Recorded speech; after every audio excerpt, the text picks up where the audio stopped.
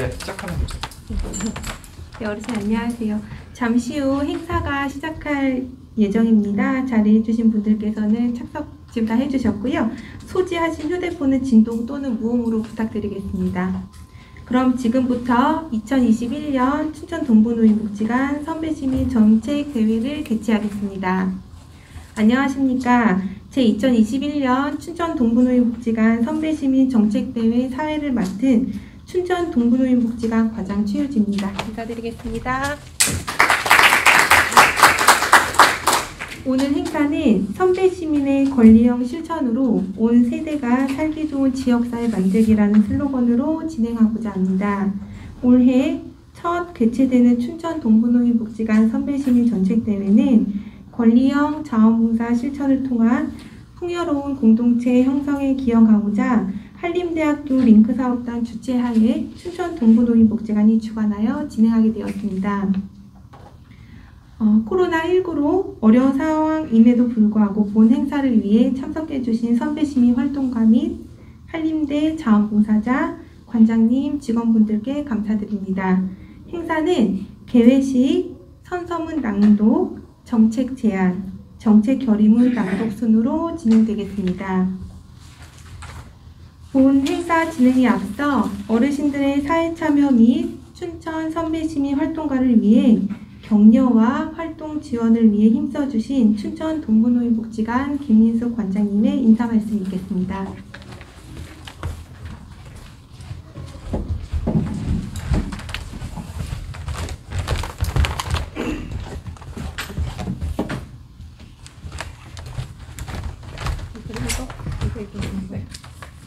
네, 안녕하세요. 동부노인복지관 관장 김종세입니다. 아침 저녁으로 쌀쌀해진 날씨에 늦가을처럼 느껴지는 요즘에 현 시국의 어려운 상황에도 동부노인복지관 선배시민 정책대회를 위해 수고해 주신 선배시민 활동가 여러분들께 진심으로 감사와 존경의 말씀을 드립니다. 노인 인구 1000만 시대를 맞아서 노년기의 사회 참여에 대한 목소리는 나날이 높아지고 있는데요. 올해는 우리 복지관에서 선배시민 사업 시행 2년차가 되는 해입니다. 작년에도 춘천시 선배시민 총회를 기점으로 해서 선배시민 자원봉사는 건강한 민주시민으로서 스스로 지역사회를 위해 활동하고 있다는 데 큰 의미가 있다고 생각이 됩니다. 오늘 이 자리에 계신 선배시민 활동가는 젊은 세대에 비해서 상대적으로 풍부한 지혜와 경험과 경륜을 가지고 계시므로 이를 바탕으로 내 삶의 주인이 됨과 동시에 지역사회에 적극 참여하며 내가 살고 있는 지역과 공동체를 함께하고 있는데요. 그러한 지역사회 공동체에서 어떠한 대안을 제시하고 그리고 그 대안 제시를 통해서 더 나은 지역사회로서 지역사회가 될 수 있는 길을 열어주시리라 저는 생각이 됩니다.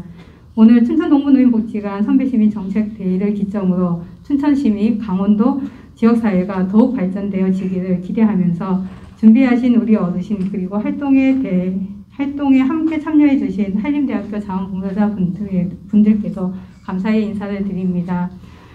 오늘 선배시민 이 정책대회가 작년에 이어서 올해 두 번째죠. 예, 우리 어르신들 활동하신다고 고생 많이 하셨고요. 앞으로도 어르신들의 작은 행동 하나로 인해서 춘천시뿐만이 아니라 강원도 더 나아가서는 우리 나라가 좀 더 살기 좋은 지역 공동체가 될 수 있다는 데 큰 의미가 있을 거라고 생각을 해요. 앞으로도 우리 선배 시민으로서의 활동을 열심히 해주시면서 그러한 작은 변화에 조금씩 변화되어가는 그러한 모습을 지켜보면서 스스로가 뿌듯함을 느끼실 거라 생각하기 때문에 앞으로 열심히 해주시기 바라겠습니다. 또 이게 9월 14일인가요?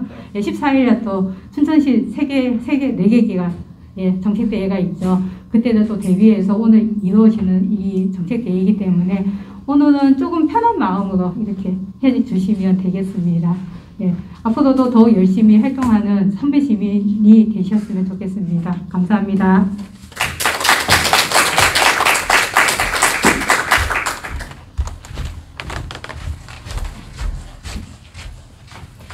관장님의 말씀 말씀처럼 복지 간의 선배 시민 자원봉사에 대한 남다른 애착과 관심을 느낄 수 있었습니다.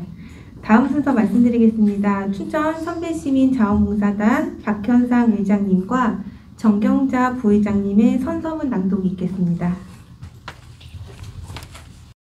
선배시민 선언문. 우리는 선배시민이다. 우리는 선배다. 후배 시민과 소통하고 그들을 돌보는 선배이다. 우리는 시민이다. 공동체에 대한 권리와 의무를 가진 시민이다. 그러므로 우리는 최소한 인간답게 살 수 있는 권리를 요구하고 후배 시민을 돌보는 의무를 다한다. 우리는 서로에게 당당하고 풍요로운 세상을 꿈꾼다. 우리는 동, 지위, 학벌 앞에 침묵하고 순응하는 것이 아니라 누구나 당당하게 말할 수 있는 정의로운 세상을 꿈꾼다.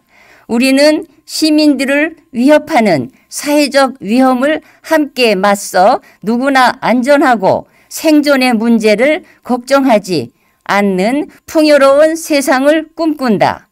그러므로 우리는 차이가 편안히 드러나는 광장에서 서로에게 당당하고 풍요로운 세상에 대해 말하고 상상할 것이다.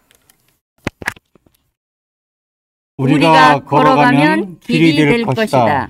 우리는 무기력한 늙은이도 자신과 가족만을 생각하는 개인주의자도 아니다.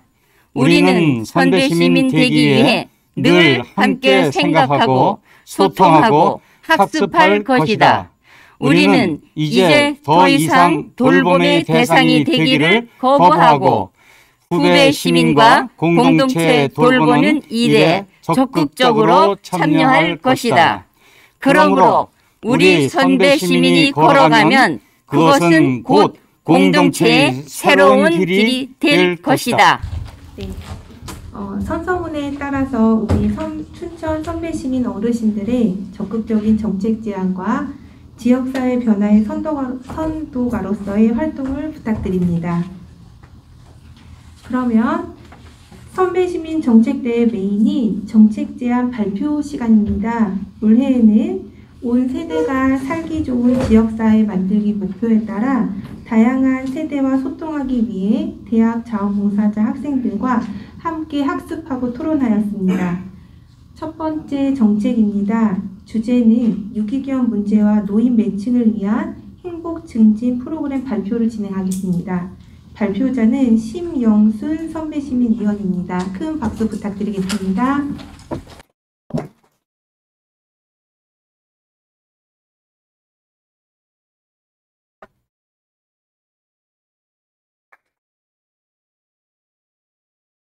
안녕하세요.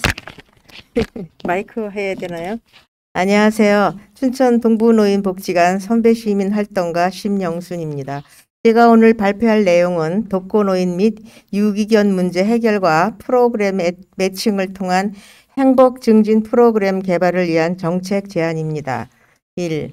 문제점 현재 상황. 고령사회에서 초고령사회로 고조되어 가면서 독거노인 문제는 심각해지고 있습니다.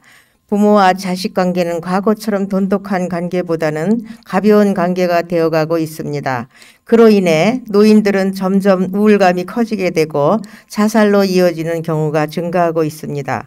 왼쪽 그림을 보시면 그림 2019년 국가인권위원회 통계자료 노인의 존엄 안전에 대한 경험에 따른 보고서에 따르면 65세 이상 1000명 대상 조사에서 26%가 죽고 싶다, 23.6%가 고독사가 염려됐다는 생각을 해본 것으로 나타났습니다.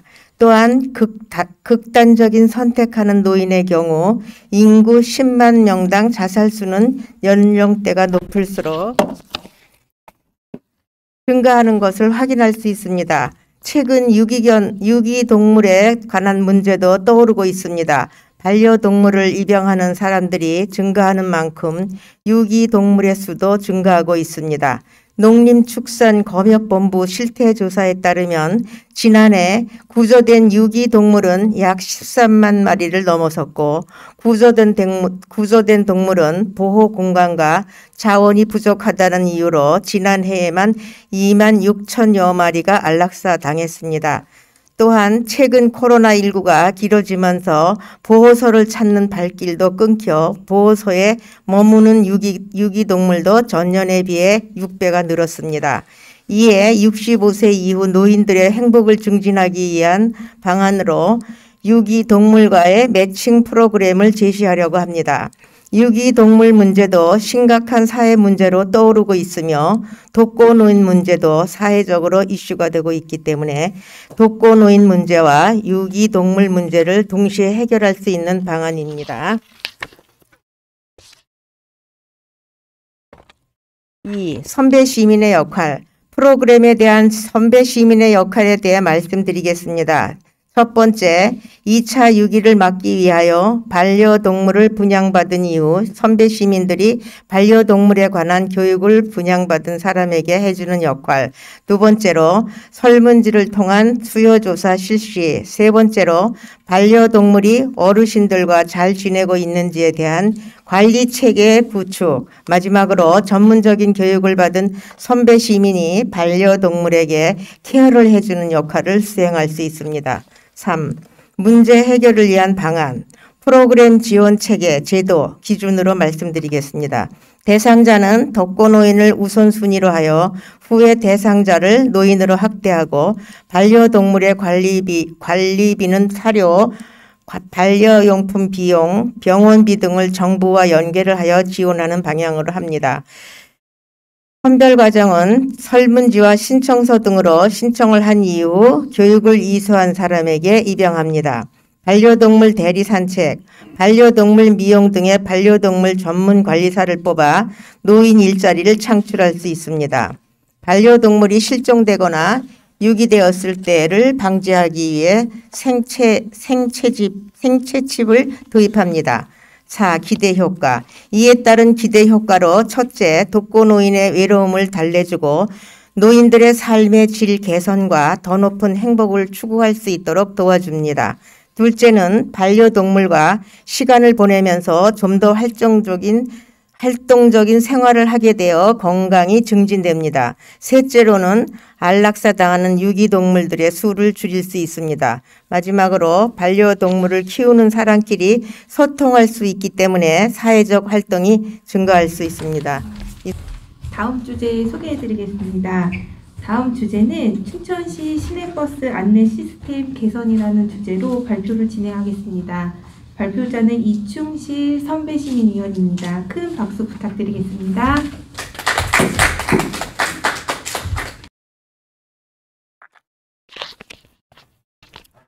안녕하세요.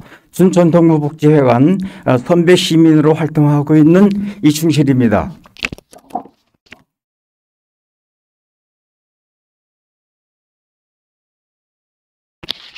여러분들은 BIS에 대해서 알고 계시겠죠? 이 BIS란 이 보수 운행, 정보를 통한 보수 이용객들에게 효율적으로 제공하기 위하여 각 지자체에서는 보수 정보 시스템이라는 이름으로 운영하고 있습니다. 이용객들에게 보수의 도착 예정 시간이나 현재 위치, 배치, 간격 등과 같은 보수 운행 정보가 실시간으로 제공되는 서비스를 말합니다.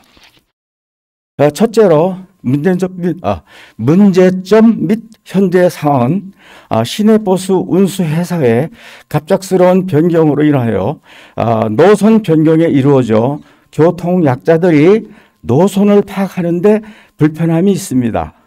BIS 같은 경우 보수 정류장과 휴대폰 어플을 통해서 정확한 도착 예정 시간을 파악하기가 어렵습니다. 특히 스마트폰을 사용하지 않거나 이를 사용해 어려움을 느끼는 사람의 경우 노선 정보의 파악이 어렵습니다.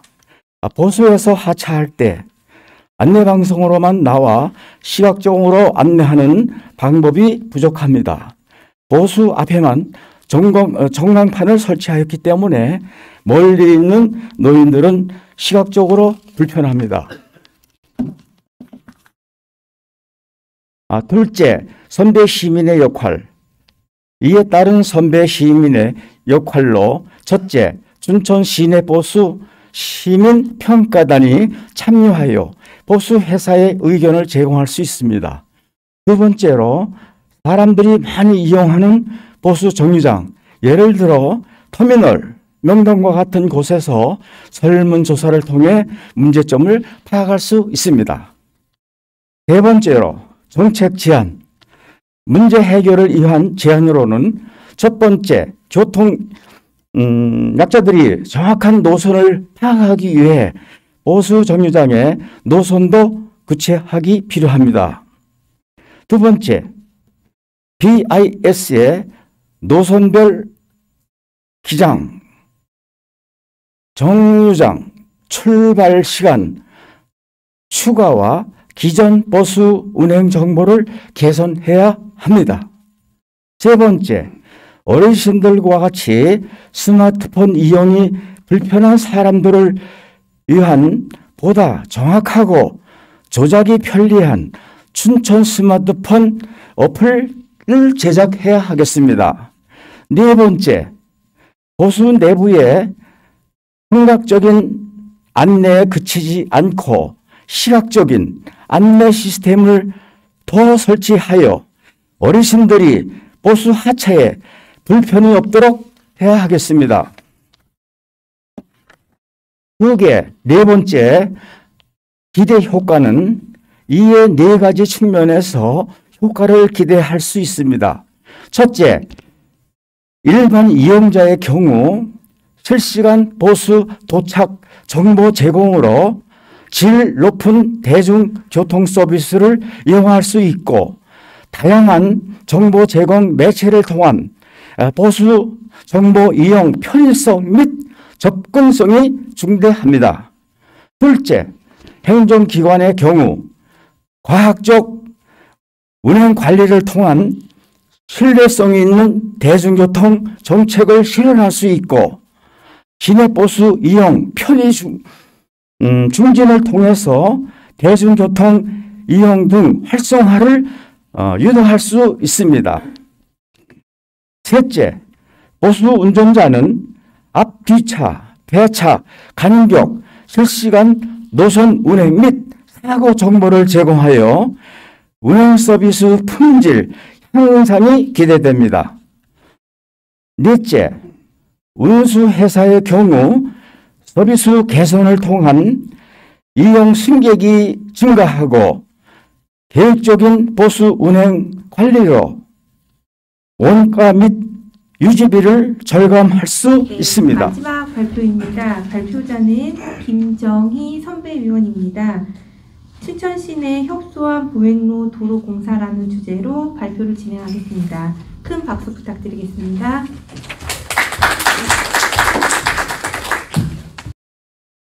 안녕하세요. 춘천 동부노인복지관 선배시민 활동가 김정희입니다. 제가 오늘 발표할 내용은 춘천 시내 협소한 보행로 도로공사 및 지역도시 미관 개선에 대한 정책 제안입니다.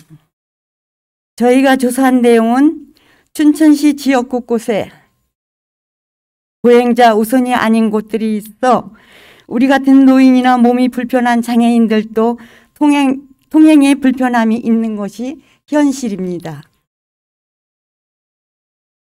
문제의 원인 및 상황.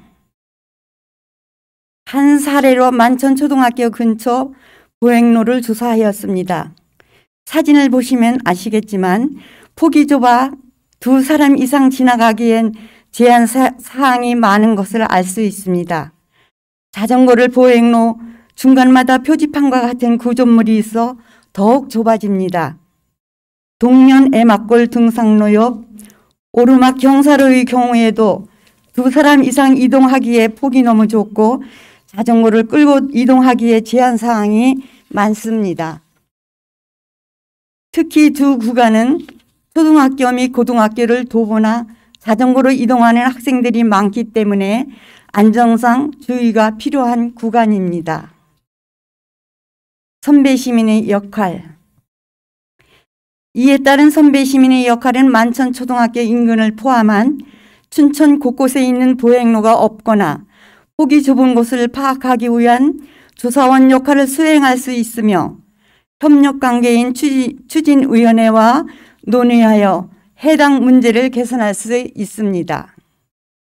정책 제안. 문제 해결을 위한 정책 제안으로 춘천시의 보행로가 없거나 폭이 좁은 곳 개선을 위해 유동 인구가 많은 보행로를 우선으로 확장 공사가 이루어져야 합니다. 가능하다면 더 나아가 보행로 확장 공사가 이루어진 후에 도시 미관을 위해 우리 선배 시민이 원예 조성을 위한 봉사활동이 이루어졌으면 좋겠습니다.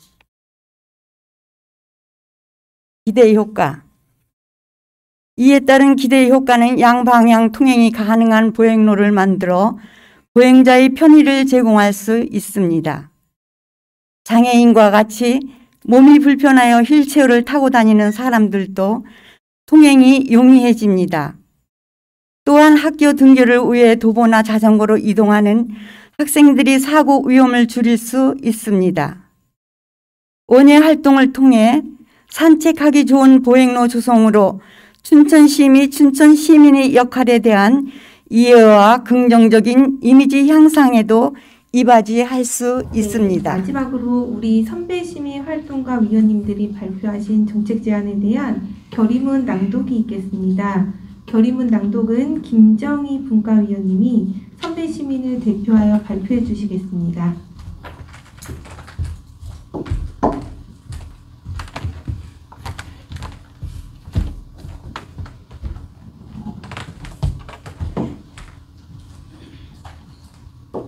한림대학교 링크 플러스 사업단이 주최하고 춘천 동부 노인복지관이 주관하여 2021년 9월 1일에 개최된 2021년 춘천 동부 노인복지관 선배시민 정책대회에 참가한 16명의 선배시민은 온 세대가 살기 좋은 지역 공동체 만들기를 위해 다음과 같이 제안합니다. 1. 유기견 및 노인 매칭 프로그램 개설을 희망합니다. 2. 춘천시 시내버스 안내 시스템 개선해 주세요. 3. 춘천시 내 협소한 보행로 도로 공사를 실시해 주세요. 2021년 춘천 동부 노인복지관 선배시민 정책대회 선배시민은 위와 같이 결의문을 춘천시의회에 제안하오니 의 실행을 위한 조례 개정 및 제정 그리고 예산 지원을 통해 온 세대가 살기 좋은 지역 공동체를 만들어줄 것을 건의합니다. 2021년 9월 1일 2021년 춘천 동부 노인복지관 선배시민정책대회 참가자 1동.